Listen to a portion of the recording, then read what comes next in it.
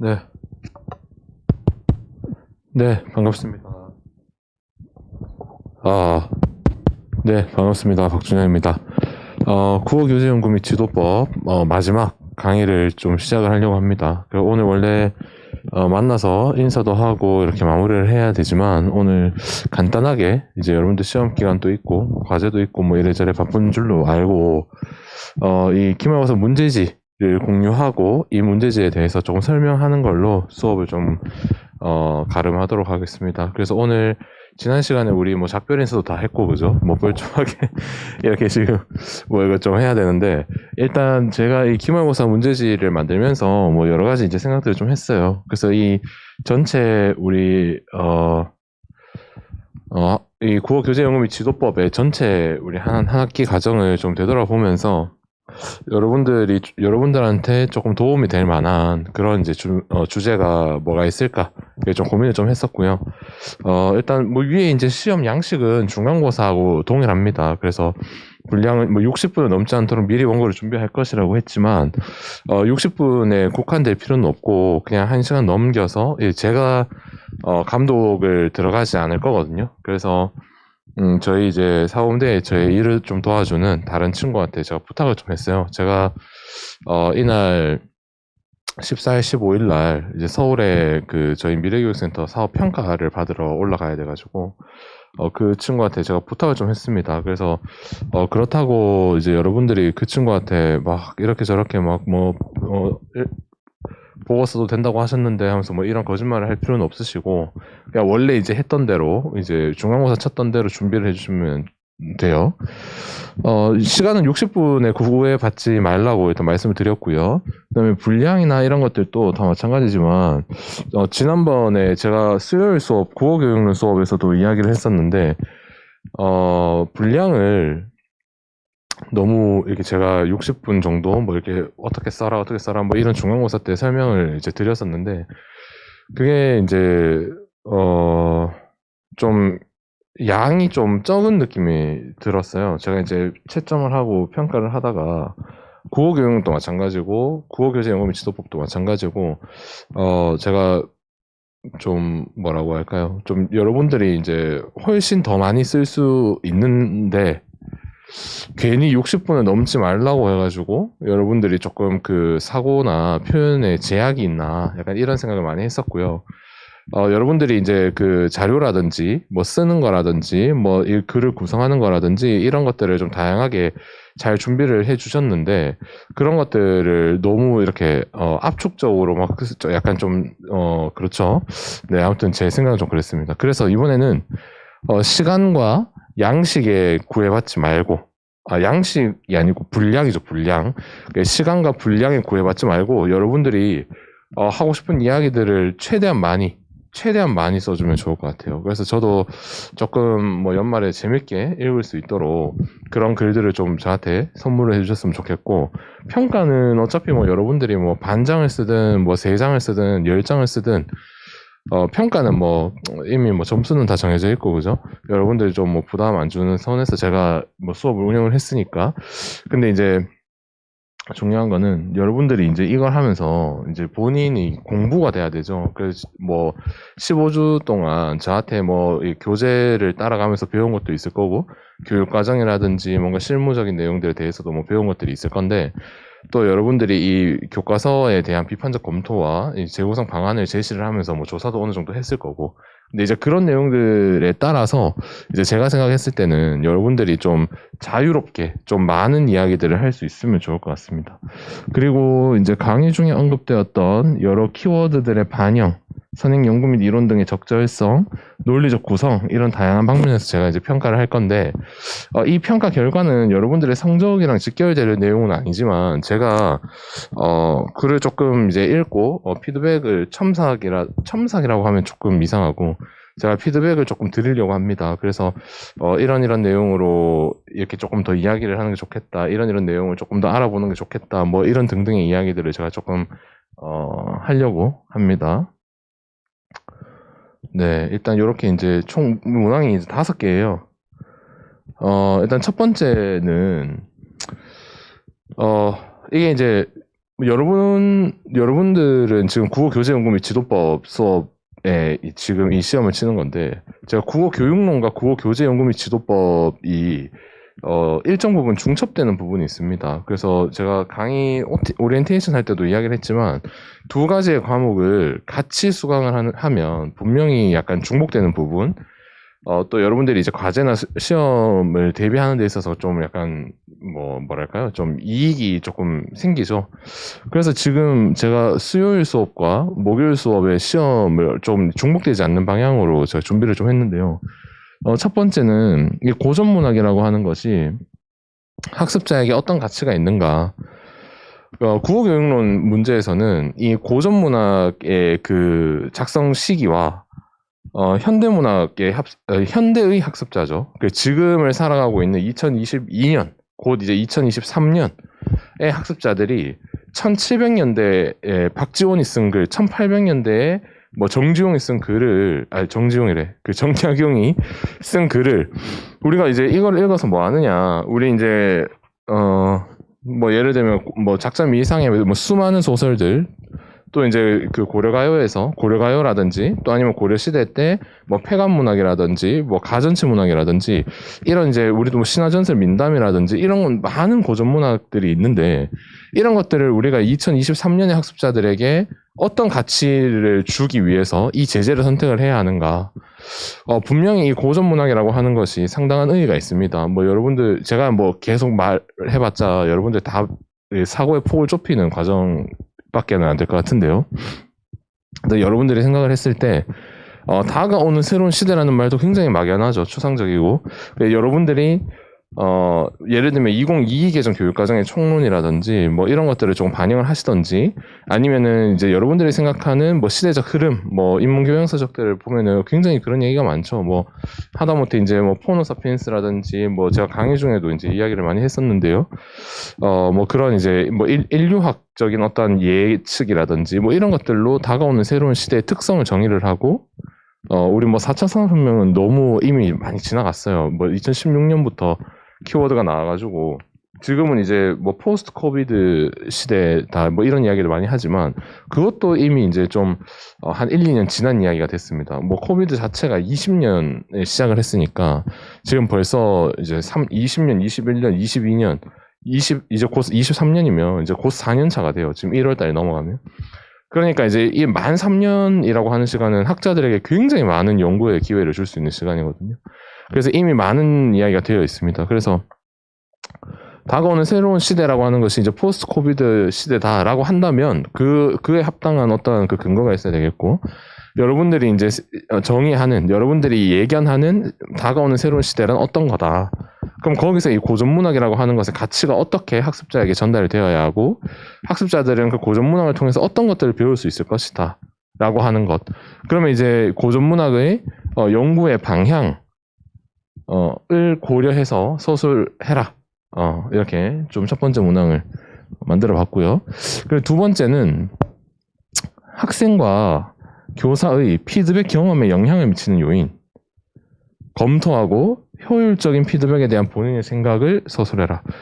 그러니까 이게 조금 1번이 고전문학이라고 하는 것의 가치를 논하는 좀 약간 뭐랄까요, 이 작은 하나의 과목이라고 할까요? 그러니까 이제 두 번째는 약간 교육학적인 이야기인데요.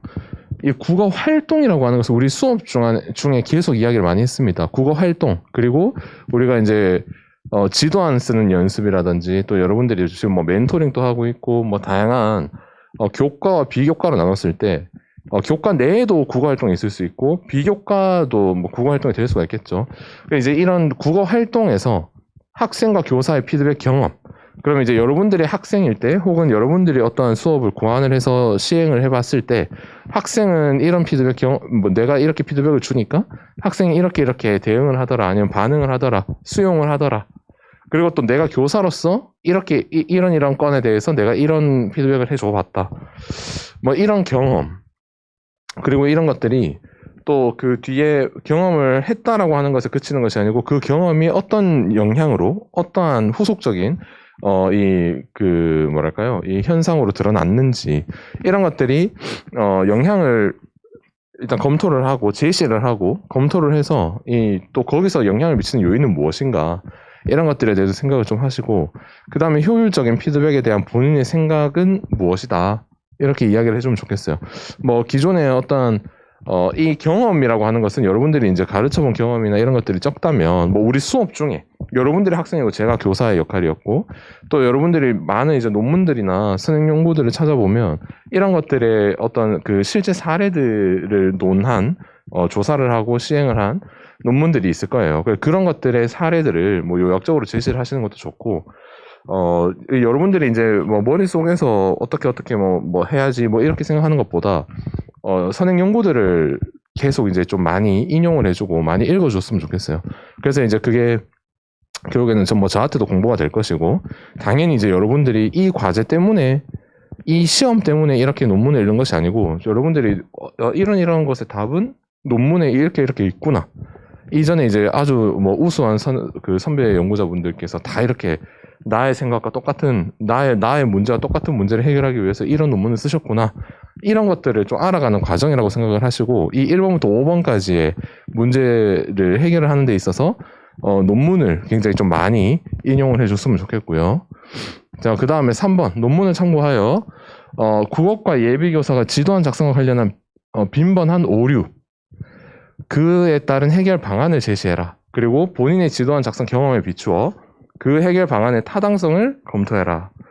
자, 이건 무슨 말이냐면 뭐 DBP나 뭐 키스나 리스나 뭐 KCI 뭐 본 홈페이지나 이런 데 이제 찾다 보면 국어과 예비교사의 지도안 작성 이런 오류 분석이나 그런 뭐 현상 분석 이런 것들을 많이 해놓은 논문들이 많습니다. 그래서 이제 그런 것들을 여러분들이 보고 어떤 오류가 있다고 연구가 되었다. 그리고 그에 따른 해결 방안까지 아마 그 논문에 있을 거예요.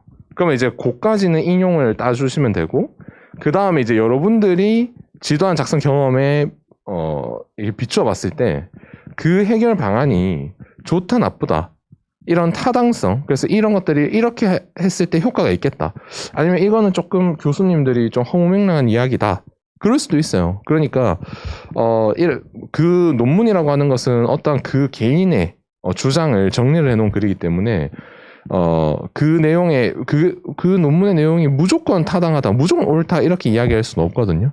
그러면 이제 본인이 이제 여기 경북대학교 이제 여기서 국어교사 예비 국어교사로서 이런 수업을 듣고 지도안 작성에 대한 피드백을 받았고 또 내가 직접 한번 해보고 또 특히 교생 실습이나 뭐 학원이나 뭐 다른 이제 뭐 예를 들면 뭐 다른 사업을 통해서 어떤 이제 선생님과의 어떤 지도안 피드백을 받았을 때 이렇게 하는 게 더 좋을 것 같다라고 이야기를 하셨는데 그런 것들에 대해서도 이 논문에서 교수님은 또 내가 직접 경험을 해보니 또 내가 이 교수님의 해결 방안을 따라서 해보니 뭐 이런 여러 가지의 경우의 수가 나올 수가 있겠죠.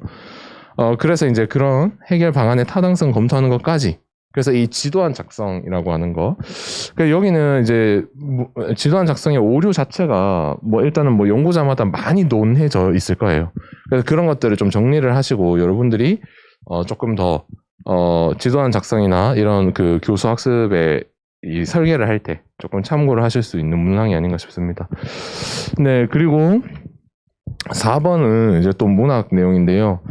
고등학교 문학 수업이 직접 교수법에 치중되어 있다는 점에 대해서 자 7차 교육과정 고등학교 국어 교과서의 학습 활동에 대한 비판적 검토와 개선 방향을 제시하고 현행 교육과정 여기는 이제 여러분들이 2015를 쓰셔도 되고 2022를 쓰셔도 돼요. 충분히 반영되었는지 간략하게 검토해라. 자, 이거는 무슨 말이냐면 문항 그대로인데요. 직접 교수법에 치중되어 있다라고 하는 그런 비판들이 굉장히 많습니다. 그래서 문학 수업이 저도 이제 제 논문에도 엄청나게 그런 이야기를 많이 했는데요. 뭐 이 정전 위주의 수업 또 이제 그런 뭐 구조주의적 수업 또 그런 걸 이제 신비평이라고 하는데요. 그냥 이 텍스트 자체를 막 이렇게 특정한 이론에 의해서 이렇게 쪼가르고 이런 것들이 이제 고정불변의 진리화 시키는 거예요, 문학을. 그런 것들이 하나의 주류를 이루었던 문학 교육계가 있었는데, 그 시기가 있었는데, 그런 내용들을 가르치려면 학습자들의 개개인의 그런 감상이라든지 서로 다른 어떠한 이야기들을 다 수용할 수가 없죠. 교육 현장에서. 그러니까 이제 이 직접 교수법으로 이제 선생님이 예를 들면 정지용은 이미지즘이야. 그러면 정지용의 작품은 전부 다 뭐 이 감각적 표현이라든지 뭐 이런 것들을 잘 봐야 돼.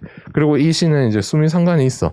수미상관이 있어의 기준이 뭐예요? 이렇게 물어볼 수 있어요, 학생들이. 그래서 제일 위와 제일 아래가 완전 똑같은 문항이냐 아니면은 유사한 문장인데 단어 하나가 바뀌었다. 이것도 수미상관으로 지금은 보고 있고 또 이 수미상관이라고 하는 것에 있어서도 엄청나게 많은 이야기가 있을 수가 있어요. 그냥 이제 학습자들마다 그 하나의 그 표현법이라든지 하나의 그런 뭐 용어에 대한 분석이라든지 이런 것들이 이 교사의 영향을 엄청나게 많이 받는 것이 아닌가. 그게 이제 직접 교수법의 폐해이기도 한데요. 이게 이제 우리가 언어를 공부를 할 때 우리가 저번에도 이야기했지만 이제 1, 2차 세계대전 시기에 유럽에서 전 세계대전이니까 말 그대로 이 다른 언어권의 국가들이 영어라든지 또 영어권의 국가들은 독일어라든지 또 이탈리아어를 알아야 그 암호를 빨리빨리 해독을 할 수가 있었죠. 뭐 그런 하다못해 이제 포로를 잡아도 그 포로의 이런 그 나라의 언어를 알아야 그 포로가 영어로 얘기할 리가 없잖아요. 그럼 그 나라의 언어를 알아야 이 사람들이 계속 뭔가 이렇게 그 정보를 캐내고 어떠한 목적을 달성할 수 있었기 때문에 엄청나게 빠른 시간 내에 특정 언어, 목적 언어를 가르치기 위해서 만들어진 게 직접 교수법이에요. 근데 그거를 지금 문학 수업에도 직접 교수법처럼 가르치고 있는 것이 아닌가라고 하는 비판이 굉장히 있는 거죠. 그래서 7차 교육과정의 국어교과서는 국정교과서입니다. 그래서 이 국정교과서의 학습 활동의 내용을 보면 굉장히 이제 뭐 제가 지금 뭐 이야기할 수는 없겠지만 비판적으로 볼 만한 여지가 굉장히 많아요. 그래서 그런 것들을 한 꼭지를 이렇게 드러내서 네, 그렇게 이제 검토를 해주시면 되겠고, 그 다음에 그에 따른 이제 개선 방향을 내가 생각했을 때는 이 학습 활동이 조금 더 어떻게 됐으면 좋겠다. 그 다음에 지금 2015 개정 교육과정에서 만약에 똑같은 작품이 있다면 제일 편하겠지만, 뭐 유사한 어떤 뭐 시나 뭐 예를 들면 20년대 저항시다. 아니면 뭐 60년대 뭐 이런 뭐 민중시다. 뭐 이런 거라고 한다면, 조금 이제 이야기할 것이 있지 않겠나 싶어요. 네, 그 다음에 5번. 문법 교과서의 학습활동 유형의 변화 양상을 검토하고 문법 교육에서 학습자 활동 중심 교육 실현에 대해서 본인의 견해를 서술해라. 그래서 저번에 한번 문학 교과에 대한 이야기를, 문법 교과에 대한 이야기를 제가 수업 중에도 좀 뜨문뜨문했던 걸로 기억을 하는데요. 문법이라고 하는 것이 우리가 여러분들이 공부할 때도 마찬가지지만 제가 공부할 때도 마찬가지예요. 문법이라고 하는 것은 항상 암기의 대상이었어요. 근데 이 문법 교육이라고 하는 것이 최근에 가장 이슈가 되고 있다라고 하는 것으로 이제 어휘 교육, 그래서 이제 문해력이라고 그랬죠. 그래서 어휘의 조어법, 어휘를 만들어내는 법칙이나 조어력, 어휘를 만들어내는 힘, 이런 것들을 이제 문학 영역 안에서 조금 다루어 줘야 된다. 그리고 또 국어 의식이라고 이제 이야기를 했어요. 그래서 우리나라는 굉장히 그 국어 의식이 강한 나라 중에 하나입니다. 우리가 이 독립된 하나의 언어 체계가 있고, 물론 이제 말은 뭐 전 세계 지도를 펼쳐놓고 보면은 다 이제 제각각 원체 땅이 넓으니까 제각각 이렇게 요 문화권은 요 말을 쓰고 요 문화권은 요런 언어를 쓰고 이런 것들이 있지만 그 표기 수단이 독립된 표기 수단이 있다라고 하는 것이 굉장히 우리나라가 그 강력한 국어 의식을 가지게 되는 하나의 수단이기도 한데요. 또 이제 그런 국어 의식의 함량 이런 것들이 문법 교과에서 일어나야 된다라고 하는 그런 이제 수요가 있습니다. 그리고 또 변화의 흐름이 있고요. 그래서 이 학습 활동이라고 하는 것이 어떻게 유형화되어 수 있는가? 그러니까 문법 교과가 단순하게 뭐 의문의 변동인데 여기 빈칸 채워라 이런 것들은 이제 암기밖에 안 되죠. 근데 이게 예를 들면 뭐 모음 사각도가 나와가지고 모음 삼각도가 나와가지고 뭐 혀 높이가 어떻게 되는데 뭐 직접 해보자라든지 뭐 이런 것들은 또 약간 조금 더 나아간. 그 다음에 또 거기서 뭐 우리가 예를 들면 표준어라든지 뭐 외래어 표기법, 로마서 표기법 이런 것들을 우리 삶의 문제와 맞닥뜨려져 있기 때문에 뭐 예를 들면 표지판에서 아니면 언론 보도에서 뭐 이런 것들이 어떻게 등장을 했는지 뭐 이런 것들을 찾아보는 활동을 일부 교과서에서 제시를 하고 있기도 합니다. 그래서 문법 교과서의 학습 활동의 유형이 어떤 식으로 변화가 되었는지 이런 것도 이제 논문에 다 있어요. 근데 이제 여러분들이 그런 걸 잘 찾아내서 다 정리를 하셔야 되고, 그다음에 문법 교육에서 학습자 활동 중심 교육 실현이 과연 이제 타당한가 아닌가, 아니면 타당하다면 어떤 방안, 어떤 의의가 있을 것이다. 또 어떠한 또 어려움도 있을 것이다. 이런 것들에 대해서 본인의 견해를 서술해 주시면 돼요. 그렇게 하면은 이렇게 이제 총 5가지의 이제 문항이 나옵니다.